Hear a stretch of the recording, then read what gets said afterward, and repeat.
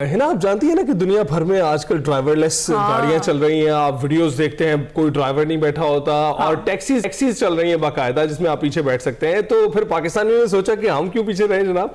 तो पाकिस्तानी भी बिल्कुल पीछे नहीं है, उन्होंने भी अब ये ख्वाब पूरा कर लिया है। अब ये ख्वाब पाकिस्तान में भी हकीकत में तब्दील हो चुका है। पाकिस्तान ने कामयाबी के साथ अपनी पहली AI पावर्ड ड्राइवरलेस कार का तजर्बा मुकम्मल करके ये तारीखी कारनामा सरअंजाम दे दिया है जनाब।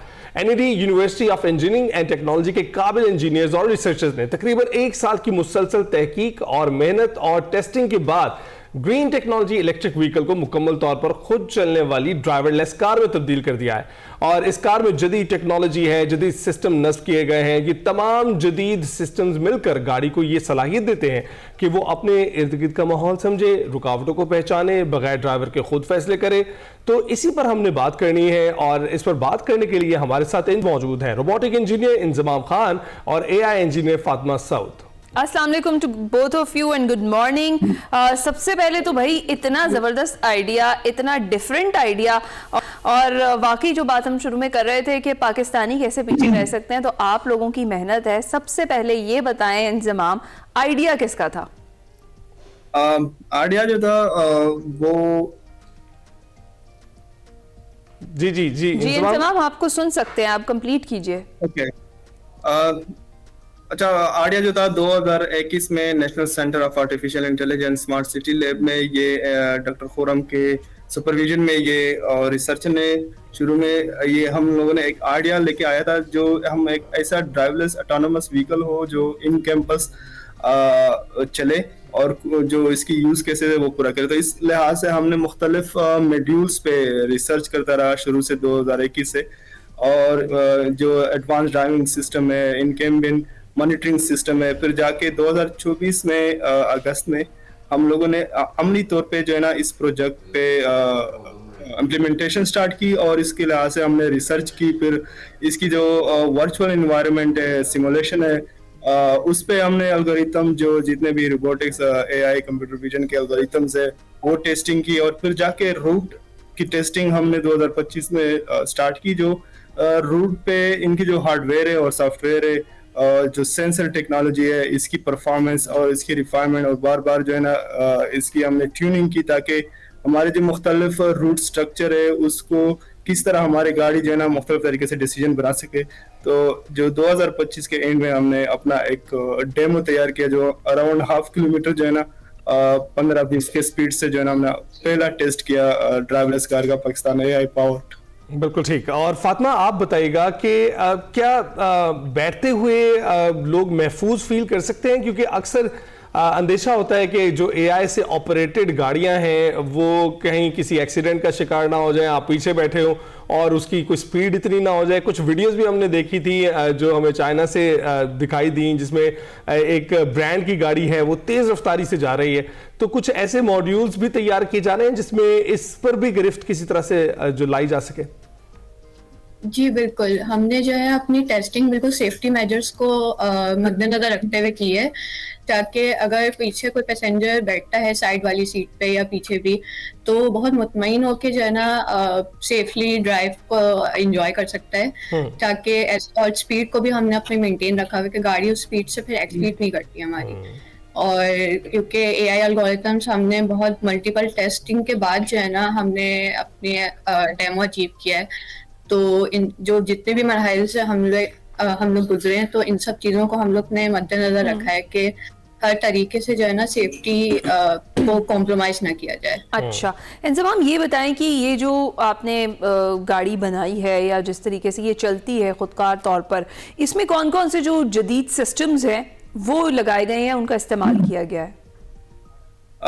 सबसे पहले तो बिल्कुल इसमें जो लीडार टेक्नोलॉजी है, कंप्यूटर विजन, जो AI की डिफरेंट मॉडल्स हमारे पास चल रहे होते हैं, जो कि गाड़ी को ये पता होता है कि मैं रूट पे किस लोकेशन पे हो और मुझे अभी रूट पे किस लोकेशन पे क्या करना है, मुझे स्पीड मेंटेन रखना है। पेडेस्ट्रियंस को, लोगों को डिफरेंशिएट करते हैं मुख्तलिफ तरीके से कि ये साइकिल है, ये लोग है और गाड़ी है, कार है, तो इसमें डिफरेंशिएट करते हैं। लिडार टेक्नोलॉजी है, GNS टेक्नोलॉजी है, इसमें GPS high precision GPS technology है, जो कोई इसको सेंटीमीटर लेवल पे अपनी लोकेशन ट्रैकिंग होती है इनका, और इसमें वॉइस असिस्टेंट भी है जो गाड़ी को असिस्ट करते हैं अच्छा। पैसेंजर को कि आप लोगों ने अब किस तरफ टर्न करना और कहाँ पे जो है ना अभी आप मौजूद हो और आपको क्या गाड़ी क्या बिहेव कर रहा है। तो सेंसर टेक्नोलॉजी है, हाई प्रिसीजन डेप्थ कैमरेज है, और कंप्यूटर विजन, एआई और रोबोटिक्स के जो हार्डवेयर है और कंप्यूटर्स लगे हुए हैं इसमें, जो हाई प्रिसीजन कंप्यूटर जो दुनिया के स्टैंडर्ड ड्राइवलेस कार की प्रोजेक्ट्स में जो इस तरह की टेक्नोलॉजी इसमें यूज हो रहा है, सेम इस तरह पाकिस्तान में के ड्राइवलेस कार में भी यूज हो रहा है। राइट। तो फातिमा, क्या चैलेंजेस आए आपको ये बनाते हुए गाड़ी? क्योंकि हमने आपकी कामयाबियों का जिक्र किया है, इसमें सिस्टम्स का जिक्र किया है, लेकिन चैलेंजेस का जिक्र नहीं हुआ कि बनाते हुए क्या मुश्किलात आई आपको? चैलेंजेस जो है, क्योंकि हम लोग मुख्तलिफ फेजेस पे टेस्टिंग कर रहे थे, तो एक हमारे इन कैंपस टेस्टिंग चल रही थी, तो यहाँ पे नैरो लेन्स भी हैं, वाइड रोड्स भी हैं, फिर बहुत सारे मल्टीपल स्टूडेंट्स भी अब यहाँ पे जो है कैंपस में बहुत होते हैं, तो हर चीज़ को हमें जो है देखना होता था कि अच्छा गाड़ी कहीं अपनी लोकेशन से जो है डाइवर्ट ना हो।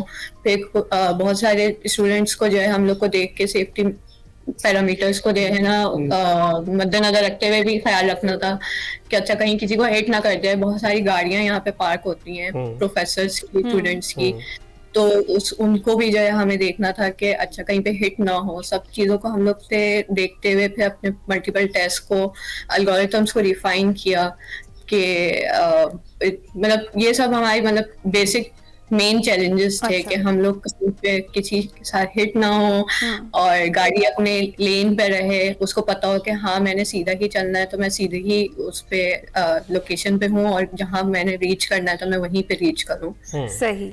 अच्छा, इंजमाम चैलेंजेस की भी हमने बात की, मुझे ये बताएं कि इस प्रोजेक्ट पर कॉस्ट क्या आई है आपकी, और आगे इन फ्यूचर क्या प्लान है कि इसको आम लोगों के लिए भी लाया जाए कॉस्ट कुछ कम करके, और अभी रिसेंट जो करंट कॉस्ट है वो क्या है इस गाड़ी की? इसमें जो डिफरेंट सेंसर लगे और कंप्यूटर लगे वो इंतहाई महंगे टेक्नोलॉजी है, जिसमें लिडार टेक्नोलॉजी आजकल पाकिस्तान का दुनिया के सबसे महंगा तरीन सेंसर में आते हैं, जो अराउंड 22 लाख तक उनका एक लिडार टेक्नोलॉजी। और इस तरह जीपीएस सेंसर जो है वो हमारे बहुत ज्यादा महंगे, तो अराउंड 1 करोड़ इस पे खर्चा है अराउंड इस प्रोजेक्ट पे।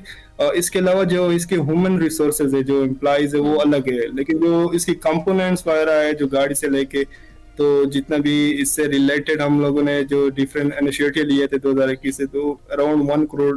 अच्छा, तो आगे प्लान है कि इसकी कॉस्ट जरा कुछ कम करके और फिर इसको मार्केट में लाया जाए आम लोगों के लिए? बिल्कुल, हमारी मेन मिशन ये है कि इसकी जितने भी हार्डवेयर और सॉफ्टवेयर है और जितना भी इसका ये एप्लीकेशन है इसको कॉस्ट इफेक्टिव बनाए, और ताकि आम लोगों की यूजेज में आ जाए, उसकी एक्सेस में हो, क्योंकि हमारे जो एज इंजीनियर्स हम लोग का ये गोल होता है कि इस टेक्नोलॉजी को लोगों की के लिए अफोर्डेबल बनाए। तो इस वजह से हम जो अपनी नेक्स्ट फेज में इसकी जो है ना कॉस्ट को कम किया जाएंगे कि जो इसको ऐसे मॉडिफाई करे कि वो हम लोग जो आम कंज्यूमर है उसके लिए अफोर्डेबल हो। बिल्कुल ठीक। अच्छा फातिमा, आपसे जानना चाहेंगे आपके प्रोजेक्ट से जरा हटकर कि हम ड्राइवरलेस गाड़ियां देख रहे हैं, स्विट्जरलैंड में भी इस वक्त तहकीक जारी है जिसमें ट्रेन्स को ड्राइवरलेस बनाया जा रहा है, उन्हें ऑटोमेटेड किया जा रहा है, ऑटोमेशन पे काम हो रहा है। आपको क्या लगता है कि ह्यूमन पावर को हटाकर एआई पे इतना स्पेंडिचर करना, इतने एक्सपेंस करना ताकि जो ह्यूमन एफर्ट है उसको निकालकर एआई को फिट कर दिया जाए, ये क्यों किया जा रहा है? क्या ये ज्यादा एफिशिएंट है सिस्टम? जी बिल्कुल एफिशिएंट है सिस्टम, क्योंकि अगर हम ये देखा जाए कि वैसे तो एक मेन चीज हम लोग को ये देखनी होती है कि हम लोग किसी की जॉब रिप्लेस ना करें, सब करें, मगर एक असिस्टेंस सिस्टम होता है। जैसे अगर फर्स्ट कर एक हैंडीकैप पर्सन है और वो चाहता है कि मेरे पास मैं भी अपनी ड्राइव करूं और कार मेरे पास भी हो, तो उसके लिए सिस्टम एक ड्राइवरलेस ऑटोनॉमस कार जो है बहुत अच्छी चीज़ है कि वो फ्यूल मैनेजमेंट के हवाले से भी, और अगर एक हैंडीकैप पर्सन है तो वो भी उसको उससे फायदा उठा सकता है कि वो अपनी खुद से ड्राइव उस जो है अपनी लोकेशन तक जा सकता है, वो किसी पे डिपेंड नहीं कर सकता। करने की उसको जरूरत नहीं पड़ेगी। राइट। अच्छा, तो इंजमाम अब ये जो टेक्नोलॉजी है आपकी, जो ये आपने इसका बजट भी हम बता दिया, अब ये वैसे रोड्स के लिए इसकी सारी टेस्टिंग मुकम्मल हो चुकी है और अब ये सड़कों पर चलने के लिए तैयार है? फिलहाल तो हमने एनएडी का जो इन कैंपस है जहाँ पे हमने बार बार इसकी टेस्टिंग की और डेमो जो है ना, इसका एक डेमो तैयार किया था। बिल्कुल अभी जो है ना हम मजीद इसको थोड़ा और प्रोसेस करें, इसके जो डेटा जो है ना वो हम चाह रहे हैं कि कलेक्ट करें मुख्तलिफ कराची के जो रोड्स है उसके मुताबिक वो डेटा, और फिर जो है ना इसको थोड़ा प्री प्रोसेस हमें हमारे जो इंजीनियर्स है उन्होंने काम करना है कि वो इसको प्री प्रोसेस करे और प्लान करे कि क्योंकि हमें प्लान करना पड़ता है थोड़ा। तो फिर जो हमने हमारी नेक्स्ट फेज है कि वो एक लॉन्ग ड्राइव हो, थोड़ा पब्लिक रोड हो आउटसाइड एनएडी कैंपस। बिल्कुल ये हमारी नेक्स्ट फेज है। बिल्कुल ठीक। फातिमा, इंजमाम, आप दोनों का बहुत शुक्रिया और हम उम्मीद करें आप अपने प्रोजेक्ट को सिर्फ एनएडी कैंपस तक नहीं बल्कि इसको पूरे मुल्क तक फैलाएं और ये जो आपका प्रोजेक्ट है वो कामयाबी का सफर तय करता रहे। हम ब्रेक पर जाएंगे।